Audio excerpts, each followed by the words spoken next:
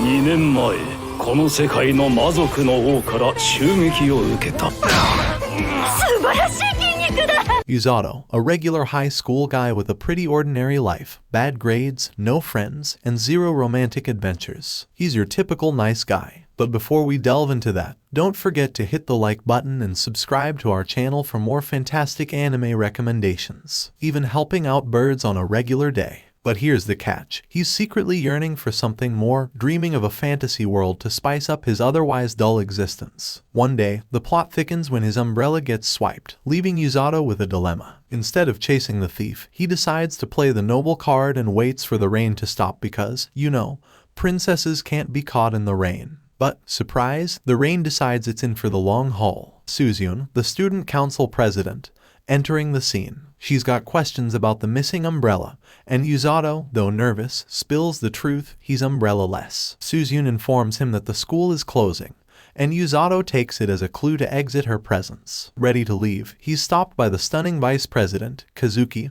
offering his spare umbrella. Suzyun intervenes, ensuring Usato won't get wet, and Kazuki, the epitome of perfection, enters the scene. Usato, your everyday nice guy, gives a grateful nod to Kazuki for the umbrella favor. In response, Kazuki, being all chill, throws out a suggestion for a more casual name for our friendly protagonist. Suzyun joins in, deciding on calling him Usato. Flustered, Usato misinterprets this as flirtation. They invite him to walk home together, and he can't believe he's hanging out with the cool kids. Grateful, he explains how Kazuki mostly talks to girls. Suzyun teases Kazuki's popularity, and Usato attempts to contribute by praising Suzyun as a goddess. With confusion ensuing, Usato boldly asks if they're a couple due to their frequent student council interactions. The duo clarifies they're just friends. Suzyun questions Usato's plans for the future, but he humorously declares staying in his mom's basement. Suzyun shares her curiosity about people's future plans, revealing her lack of them due to quickly achieving her goals, which leaves her feeling isolated.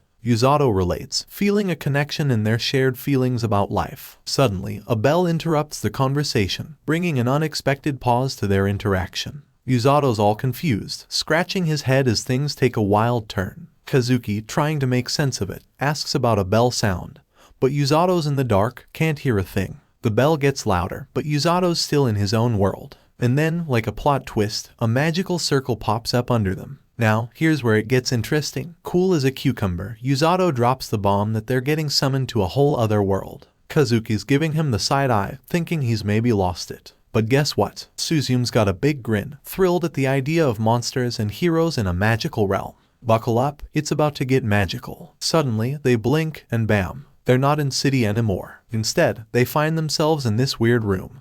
And there's this old dude chilling on a throne, giving off Major King vibes. Usato's all like, where are we? And Kazuki's just as clueless. They're on a quest to find Suzyun, and surprise, she's all smiles, soaking up the fact that they've landed in a whole new world. Now, the real deal, the old guy spills the beans. He's Lloyd, self-proclaimed king of Linger. Things just got royal up in here. Suzyun the jaw-dropping moments as they try to wrap their heads around this unexpected journey. Kazuki remains perplexed, but Suzyun is thrilled at the revelation that they have been summoned as heroes. The king elaborates on their dire situation, a resurrected demon lord and ongoing attacks for 2 years. Desperate, they resorted to a forbidden spell to summon heroes from another world. Suzyun, initially ecstatic, scolds the king for dragging them into this predicament. Kazuki, adopting a confrontational stance, demands to be sent back, expressing concern for their families. The king asserts the summoning only works in one direction, and Kazuki, angered, refuses to cooperate. Soldiers intervene, pointing their weapons, and Usato attempts to calm Kazuki down, succeeding eventually. The king, kneeling, promises to find a way to send them home after defeating the demon lord. Suzyun questions why they're called heroes, leading the king's mage, Welsi, to explain. The summoning seeks those with the potential to become heroes, marked by the sound of a bell. Remembering Usato's lack of response to the bell, they realize he arrived accidentally, unwanted by both his parents and the world. In Welsi's room, the group prepares to test their magical aptitude by touching a crystal ball. Suzyun eagerly anticipates the test, while Kazuki questions Usato about his feelings regarding the involuntary summoning. Usato, content with the situation, mentions Welsi's assurance that he can still use magic. Kazuki, reflecting on being summoned against his will, acknowledges Usato's calm acceptance, considering Suzyun the odd one out. Observing Suzume's eccentric behavior, Kazuki attributes it to her optimism. Usato, however, is aware of a different truth. As the crystal ball begins to glow, Welsi prompts Suzume to start her magical test. Suzume, all smiles, gives the crystal ball a touch, and boom. It lights up like a yellow disco. Welsi spills the beans. Suzume's got the thunder magic power and a hefty dose of mana. Kazuki, being the observant buddy, catches Suzume's joy, but Usato's quick to figure out it's the kind of magic she's always dreamt about. Now, it's Kazuki's turn with the crystal ball, and it goes all white, a light attribute to be precise. Suzume, in her fantasy world, suggests laser beams, but Usato tells him to tone down his stupid feelings. Annoyed by Usato's interruption, Suzume confesses she likes that trait in a man, leaving Usato feeling shattered as he had considered her perfect. Whilst he drops some magical knowledge, light magic is powerful against the demon lord.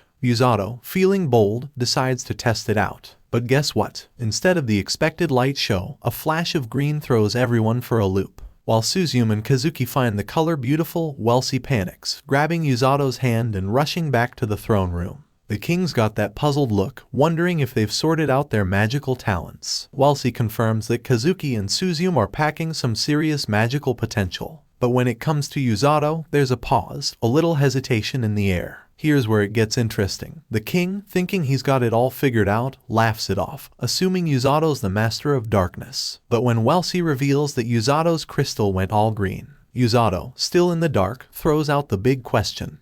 What does this green vibe mean for him? The king, alarmed, plans to keep Usato away from the castle due to the rarity and potential danger of his attribute. Despite considering hiding him in town, the king doubts any safe place exists. Meanwhile, a woman walks into the hallway, prompting the king to instruct his guards to prepare. Usato, bewildered, seeks clarification about his potential danger and the existence of someone else with a similar attribute. The king spills the beans, confessing there's another green magic wielder in town, and apparently, they're trouble. Suddenly, a mysterious woman bursts into the throne room, sending shockwaves through the place. She grills the king about the summoning gig and the hero's grand entrance. The king, trying to play it cool, tosses out a casual mention of her supposed day off, but she's having none of it. No breaks for this lady. Locking eyes with Usato, she pops the big question, is he the hero? Usato, feeling the heat, takes a step back. The king, in an attempt to downplay Usato's role, casually calls him an average pleb. But here's the kicker, the woman sees right through the king's poker face, catching on to his nervous vibes. Rose, the captain of the rescue squad, swooping into the scene with questions about Usato's name. But here's the twist, Usato's got this gut feeling that she might be more into causing trouble than saving the day. Welsi, ever the peacemaker, steps up, bringing up the heroes hanging out by the crystal ball. She offers to guide Rose there, and with a nod, Rose gets ready to roll. Everything seemingly calm. The king, feeling the relief, suggests Usato take a breather while they sort out the nitty-gritty. Usato's on board but can't help being curious about his magic deal. In his innocent quest for answers, he pops the question, what's the deal with this green light magic? Hold on tight because Rose, out of the blue, slams on the brakes. Panic ensues in the room and it seems like Usato's simple question might have triggered something big. Rose, after confirming the green magic situation, drops the bomb, she's taking Usato with her. The king, in full panic mode, orders Welsi to whisk Usato away from the castle. Welsi, being the quick thinker, surrounds Usato with a protective bubble and tries to make a quick exit. But here's where it gets wild. Rose, like a speed demon, catches up, punches through the bubble, and scoops Usato up. She's practically a superhero. Adding some flair, she uses a nearby statue to soften her landing, throwing some serious skills into the mix. Rose then turns to the king, making it clear she's on a mission to train Usato as a healer. Ignoring the king's protests, she struts away, leaving the castle in her magical dust. Back inside, Welsi explains to Suzume and Kazuki Usato's been taken, but no need to stress,